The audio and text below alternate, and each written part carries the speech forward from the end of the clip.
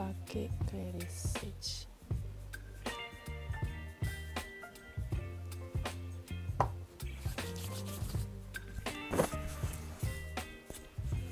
Dan ditaruh di perut ya.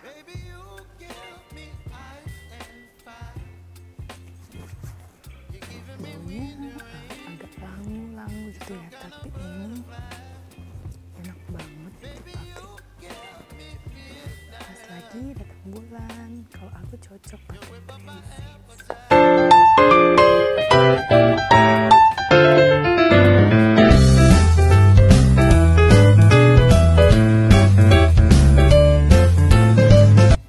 Assalamualaikum Bunda, terima kasih sudah datang kembali di channel Sri Ayu. Terima kasih banyak atas waktunya.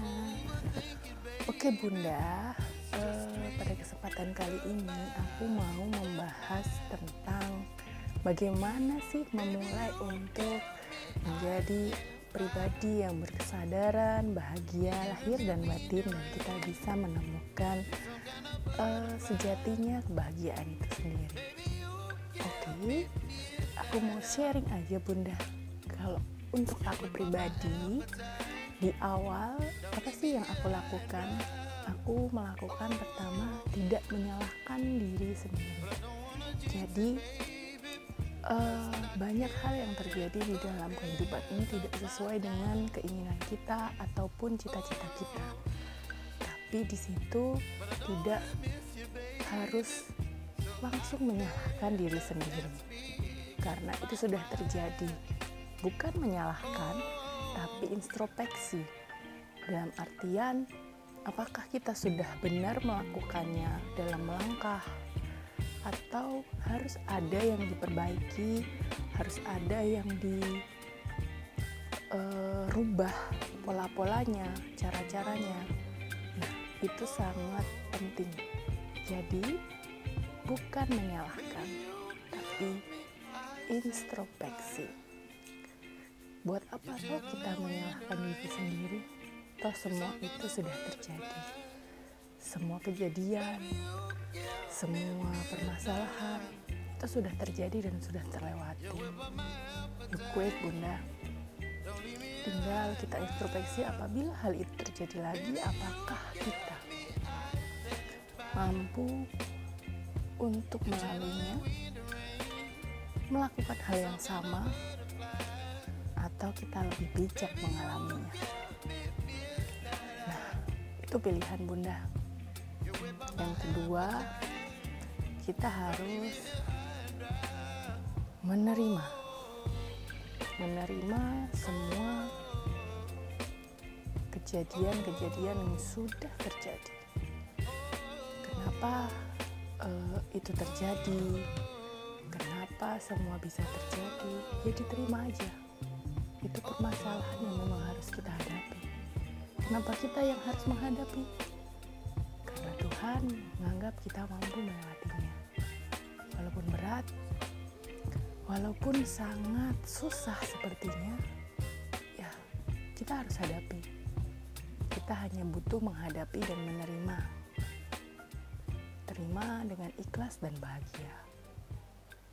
Apapun masalahnya, hadapi ya Bunda. Terus yang ketiga, kita harus mencintai diri sendiri. Self love. Mungkin di luar sana banyak coach-coach ataupun webinar tentang self love. Banyak banget teori-teori tentang self love ini. Dan mungkin Bunda juga sudah melakukan, mungkin juga Bunda masih belum paham apa sih sebenarnya self love dan untuk apa sih self love. Self love ini menurut saya pribadi adalah jalan menuju kebahagiaan itu sendiri, salah satunya. Kenapa? Karena kita tadi sudah tidak menyalahkan diri sendiri, yang kedua sudah menerima semuanya, yang ketiga kita self love, mencintai diri kita sendiri, mencintai dengan tulus dan ikhlas. Jadi kita tidak hanya mencintai orang lain, kita tidak hanya mempedulikan perasaan orang lain, tapi lupa dan mengabaikan diri sendiri.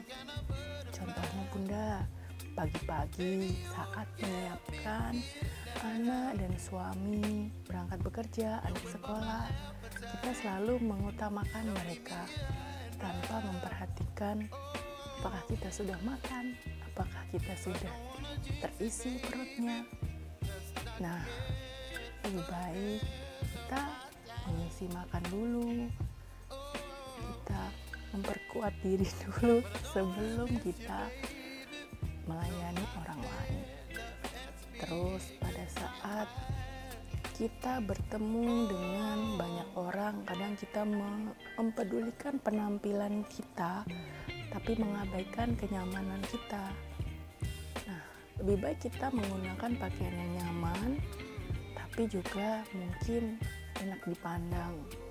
Tapi ada beberapa orang yang penting aku bagus dilihat orang walaupun gak nyaman gitu.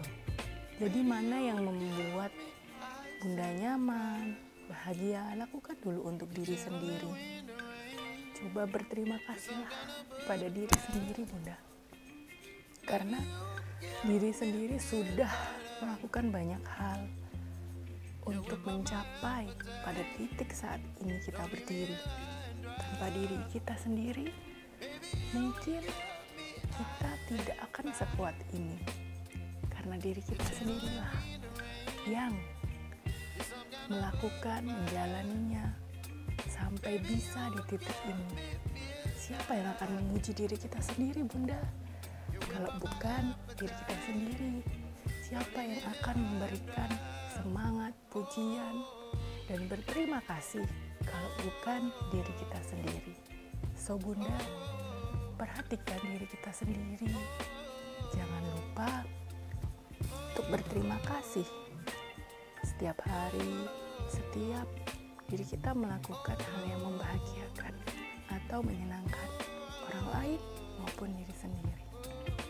Aku yakin bunda-bunda di sana pasti juga bisa melakukan self love. Nah, terus yang keempat adalah memaafkan. Ini adalah part yang paling susah mungkin untuk beberapa bunda-bunda di sana. Kenapa? Why? Karena memaafkan itu mungkin ya gampang dibilang. Aku sudah memaafkanmu, tapi tidak bisa melupakan. Apakah itu kata-kata yang tepat? Memaafkan yang tulus dan ikhlas memang tidak melupakan. Tapi pada saat mengingat momen itu, kita sudah netral. Kita sudah biasa saja. Bahkan saat kita bertemu orang yang menyakiti kita, kita akan biasa saja. Dia seperti ketemu orang yang baru, ataupun seperti ketemu teman yang baik pada kita. Jadi tidak ada rasa dendam, tidak ada rasa benci. Kita sudah netral dengan keadaan maupun orang tersebut. Apakah bunda-bunda bisa melakukan itu? Kalau belum, yuk kita belajar bersama. Bareng-bareng kita memaafkan momen ataupun orang-orang di masa lalu yang membuat kita terluka atau membuat kita sedih. Karena jujur ya, saya juga pernah di fase itu susah sekali memaafkan, fase sakit, di fase yang terluka, dihina, caci maki, pernah bunda. Tapi mereka lah adalah guru terpenting kita, guru terbaik kita untuk melewati perjalanan hidup ini menjadi lebih bermakna. Tanpa mereka, mungkin kita tidak menyadari kemampuan diri kita seperti apa. Tanpa mereka, mungkin hidup kita akan nyaman dan tidak terganggu. Tapi kita tidak tahu bahwa kapasitas kita itu luar biasa karena mereka hadir dalam hidup ini memberikan pelajaran bahwa kita mampu menghadapi apapun kendala masalah yang ada. Terima kasih untuk mereka yang sudah menyakiti kita, yang sudah memberikan luka. Tanpa mereka, kita tidak bisa belajar apa itu sembuh. So Bunda yang sedang terluka di sana, yang sedang ada masalah di sana, syukuri itu hadir. Terima dan terima kasih. Kemudian maafkan. Oke, gitu dulu Bunda. Makasih banyak sudah menonton video ini. Kedepannya nanti akan kita bahas lebih detail lagi bagaimana memaafkan dengan mudah dan lain sebagainya.